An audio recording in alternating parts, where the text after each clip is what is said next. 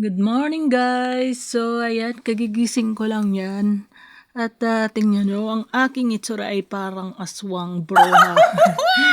So ayan guys, tatayo na tayo at para ayusin ang ating bed. Ayan guys, so ayan, tatlo pala ang aking blanket ay napakalamig dito. At ito na nga ay kumuha ko muna ng kape at nag-chill muna siya.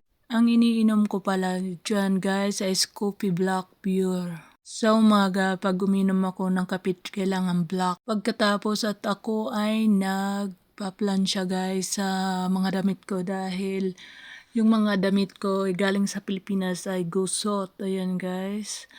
So gagamitin ko yan pag pumunta kami ng Germany dahil yung bus ko ay may seminar. So yan, kailangan maayos ang ating formal guys. So guys, pag nasa Germany ako at Austria ay gagawa ko ng vlog doon. At ito nga yung weather nila dito ay medyo snowing. At yan guys, snowing dito.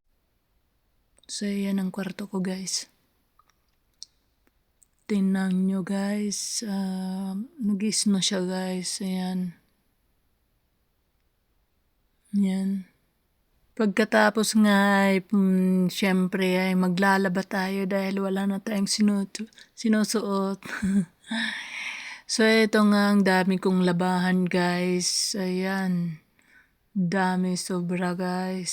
So yan siya, ang dami. At pagkatapos na nga at inano ko na nga tong beef at saka pork para sa handaan para sa birthday ng aking boss. Ayan, gagawin pala siyang barbecue guys. At ito na nga yung pork. Ayan, kinakat ko siya dahil kailangan niya same ang laki niya dahil ito ay gagawing barbecue. So yan guys.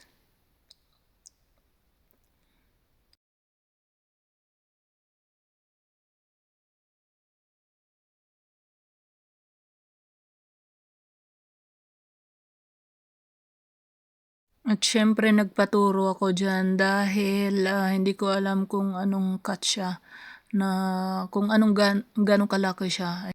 At umaga at gabi itong pusa na to gusto niya lagi pumunta dito sa bahay para manghingi ng milk. Ayan, gustong gusto niya guys yung milk.